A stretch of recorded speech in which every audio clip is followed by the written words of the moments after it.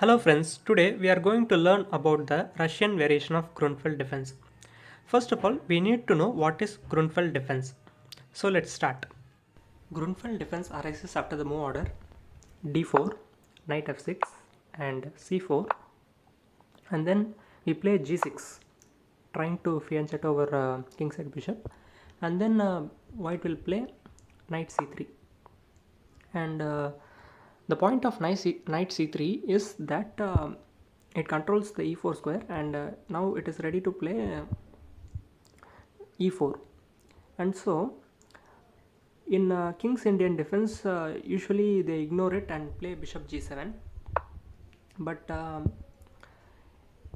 Grunfeld defense is about stopping the e4 push, and so we play the move d5 and with queen b3.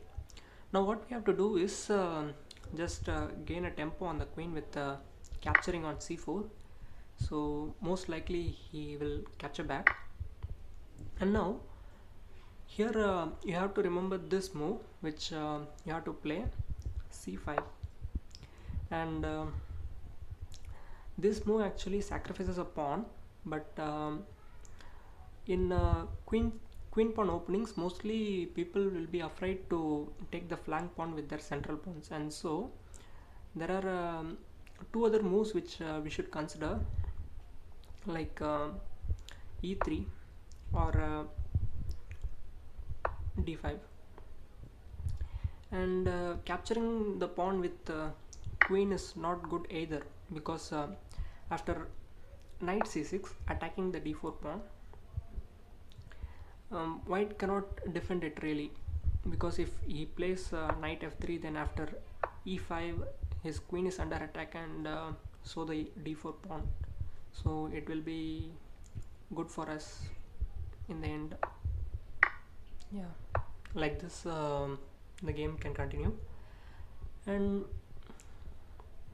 so capturing with the queen is not an answer, and if he plays e3, then we can simply capture the pawn, and when he captures back, this actually leaves him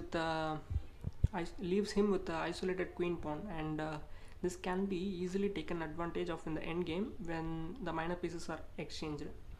So the game can be played like this. We can develop our bishop, and after he develops, then we can castle, and after he develops his bishop, we can play bishop e6 attacking his queen. Then after his queen drops back, we can play knight c6, and after castles we can play knight b4 attacking the queen and gaining a tempo. Then let's say he plays queen d1, and we can play our knight to d5. After bringing our knight to d5, it is strongly blockading the isolated queen pawn, and slowly we can exchange the minor pieces and get into endgame, where we can easily take the isolated pawn with our major pieces. So e3 also is not that attractive to black. So what other move he can play? He can try to push this pawn in front. For this, what we have to do is to play this move a6, and you have to remember this move a6. Now we are threatening b5, and white cannot take this pawn now even, because after e6 we are attacking the queen, and the queen will likely to go to e3, and we can actually sacrifice the pawn and concentrate on our development. If it takes, then we are in a big development lead, and after, let's say, he plays knight f3 and we castle, we are already good in development, and it's actually good position for black. A sample line can be, he can play bishop d2, and after we play knight c6, he can try to castle this side. I mean, this is a wrong move, but I am just showing to you. And after knight c8, rook c8, he can try to park his king in the corner.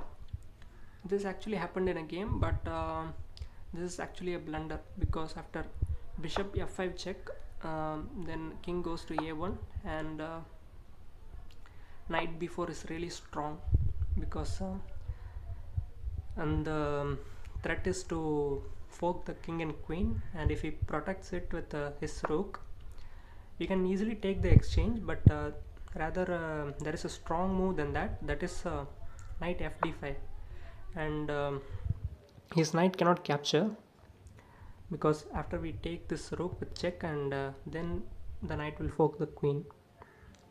So this is really strong, and let's say the queen goes here, then we can play just queen a5, and we are threatening knight cross knight, and then checkmate on a2, and this is really a strong position for black. So that too cannot happen, and if it tries to develop a piece now, then we can just attack him with b5, and even now he cannot really take, because after we play e5, now we are playing e5 and not e6, because it sets up a trap.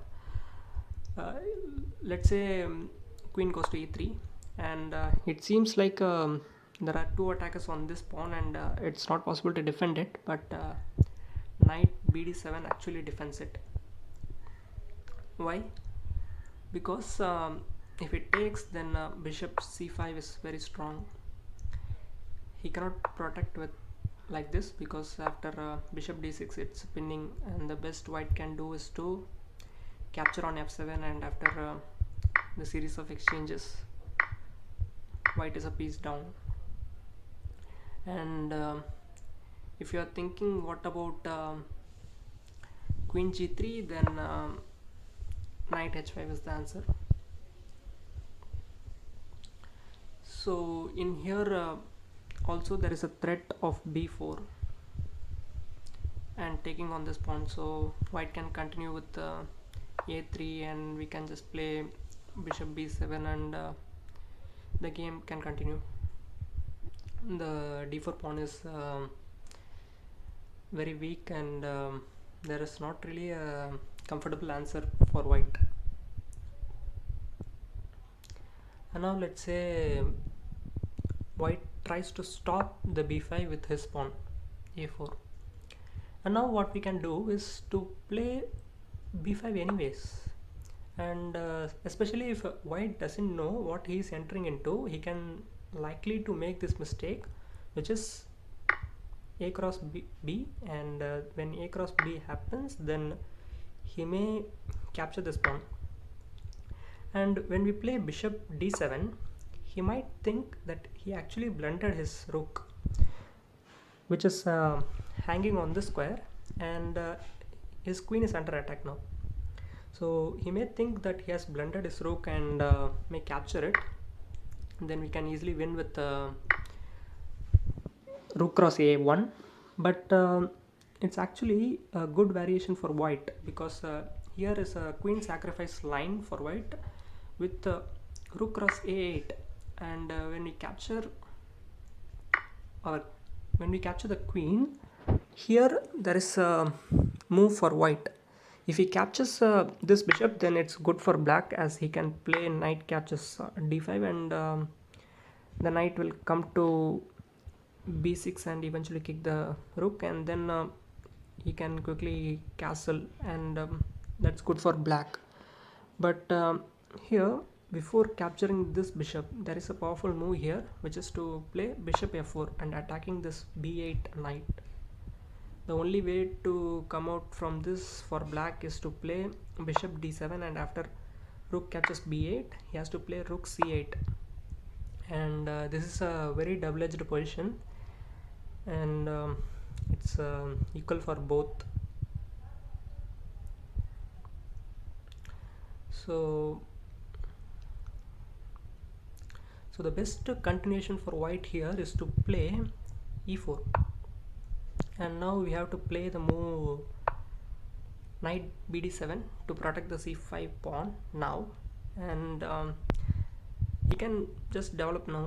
Knight f3, bishop g7, bishop e2, and we can also castle, and then any castles we can play b5, attacking his queen, gaining a tempo and space on the queen side, and then we can play queen c7, and let's say white plays bishop e3. And now from here I will give you a sample line to actually show you the kind of positions which can occur from this position, from this opening. Here you can actually play e6, and if white pushes his pawns, then he actually ends up losing 2 pawns, so this cannot happen. And 2 pawns in the sense, this e5 pawn is under attack, and eventually this e6 d6 pawn will also be a goner. And so usually white will take the pawn, and after we take, now white has a choice. He can play some random move, but as a human perspective, mostly white will play his rooks to the center, and logical move by white will be to play his rook against the black queen. And let me show you a sample line from here. We can play c4, and after queen goes to d2, then we can play knight g4, and it attacks the bishop. Also it has a hidden threat that if white remains careless and plays something like this, then after rook cross f3, the mate is actually he loses a piece and can get mated. If he captures, then it's mate. So that kind of positions can occur from this opening. And now let's say,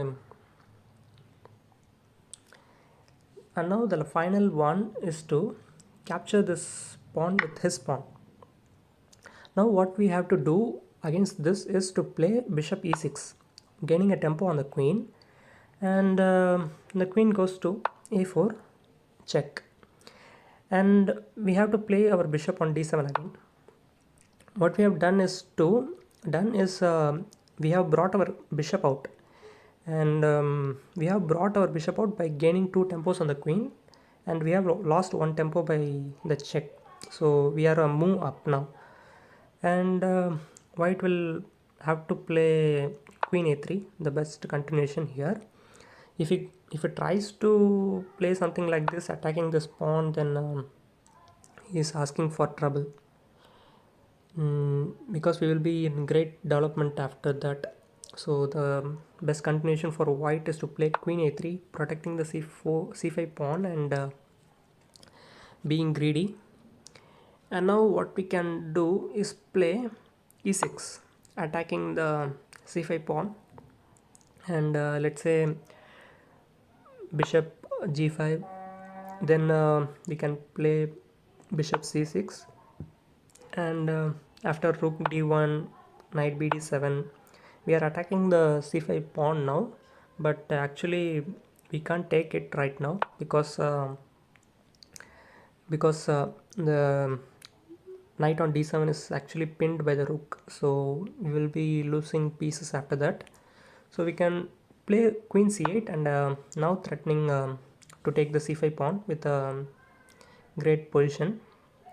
So if it tries to hang on to the pawn with b4, then after a5 we will gain very good activity for our pieces, and that's kind of equal position for both white and black. And this is what I wanted to tell about this variation of Grunfeld defense.